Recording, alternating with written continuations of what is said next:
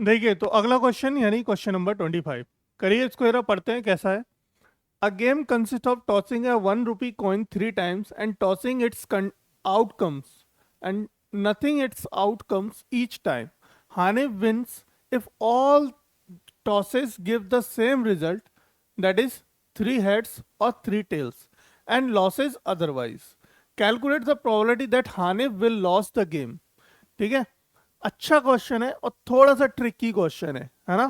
थोड़ा सा tricky question है। देखो कैसे करेंगे इस क्वेश्चन को। वो कह रहा है कि एक गेम है, एक गेम खेलते हैं, 3 टाइम 1 रुपये के एक 1 रुपी कॉइन को टॉस करते हैं, उछालते हैं, है ना। 3 टाइम, 3 बार उछालेंगे। And nothing it's outcomes each time, और कुछ भी नहीं आता एक बार भी, है ना। एक बार भी मतलब रिजल्ट नहीं आते हैं। Hanif win if all tosses give the same result. Hanif कब जीतेगा इस गेम के अंदर, जब उसके रिजल्ट तीनों बार सेम रिजल्ट आएगा। यानी या तो हेड हेड हेड आए या फिर टेल टेल टेल आए।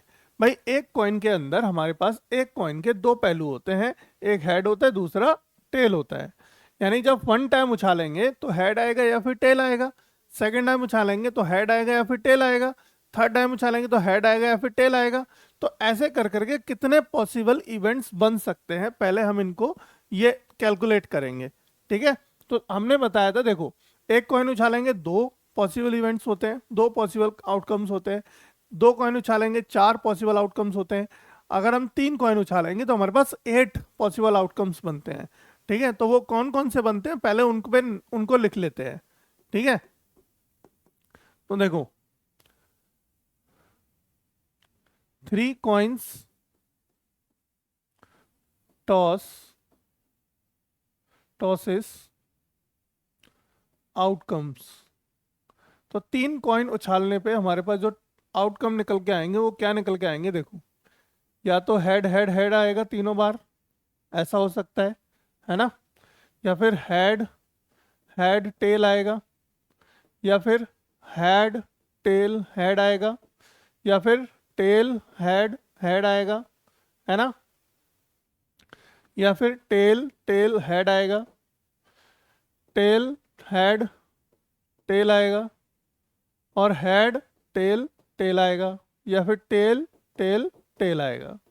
तो यही हमारे 8 सिचुएशन मैक्सिमम पॉसिबल आउटकम्स हैं जो सिचुएशंस क्रिएट हो सकती हैं, है ना। 3 बार कॉइल उछालने पे तो यही मैक्सिमम पॉसिबल सिचुएशंस हो सकती हैं। इन पॉसिबल सिचुएशन हमारे पास टोटल आउटकम्स कितने हो गए, 8 हो गए। ठीक है, हमारे पास टोटल आउटकम्स कितने निकल के आए, 8, है ना। 8 टोटल आउटकम्स निकल के आए। अच्छा, अब वो क्या कह रहा है कि हानिफ जीतेगा तभी जब उसके टॉसेस तीनों बार सेम आए। कब जीतेगा हानिफ, यानी कि हेड हेड हेड आए या फिर टेल टेल टेल आए। तो जीतने की प्रोबेबिलिटी उसकी तब होगी जब तीनों ही कॉइन हमारे सेम रिजल्ट दें, है ना। तो हानिफ के जीतने की प्रोबेबिलिटी हमें ज्ञात नहीं करनी, हमें क्या ज्ञात करनी है, उसके हारने की प्रोबेबिलिटी ज्ञात करनी है। ठीक है, अब वो हारेगा कब, जब ये रिजल्ट रिमेनिंग रिजल्ट आएंगे। यानी अगर इन दोनों को छोड़ दो तो रिमेनिंग रिजल्ट हमारे जो आएंगे उन पे वो हार जाएगा, अगर उनमें से कोई भी एक रिजल्ट आया तो। ठीक है, तो देखो अब इसमें मैं तुम्हें दोनों ही करके दिखा देते हैं और एक और तरीके से करके दिखाएंगे। तो देखो probability of Hanif Hanif wins. तो हानिफ के जीतने की प्रोबेबिलिटी निकाल देते हैं पहले। तो हानिफ के जीतने की प्रोबेबिलिटी निकालने के लिए हमें हानिफ के पॉसिबल इवेंट्स निकालने पड़ेंगे पहले। तो पॉसिबल इवेंट्स कौन से हैं उसके, हेड हेड 3 हेड और 3 टेल है। 3 हेड और 3 टेल्स हैं। तो 3 हेड और 3 टेल्स इसमें कितनी बार है भाई, इस पूरे आउटकम्स में 3 हेड और 3 टेल्स कितनी बार है, 2 बार है। तो दो उसके पॉसिबल आउटकम हो गए, अपॉन टोटल आउटकम कितने हैं, 8 है। तो 2 1 जा 2, 2 4 जा 8, दैट मीन्स 1/4। 1/4 क्या आ गई, इसकी प्रोबेबिलिटी आ गई किसकी, हानिफ के विंस की। Hanif wins probability is equal to 1/4 आ गई। अब हानिफ के लॉस की प्रोबेबिलिटी निकाल दीजिए। Hanif loss, probability of Hanif loss, उसके हारने की प्रोबेबिलिटी बताइए। हारने की प्रोबेबिलिटी क्या होगी उसके, जब इससे रिमेनिंग, यानी कि देखो हमने बताया था दो हमारे क्या हो, दोनों की प्रोबेबिलिटी, यानी हारने और जीतने की दो, अगर सिक्के के दोनों पहलुओं की प्रोबेबिलिटी को जोड़ दिया जाए तो प्रोबेबिलिटी क्या होती है, 1 होती है। इसी तरीके से उसके हारने के और उसके जीतने की प्रोबेबिलिटी को मिला देंगे तो कितनी प्रोबेबिलिटी आएगी, 1 आएगी।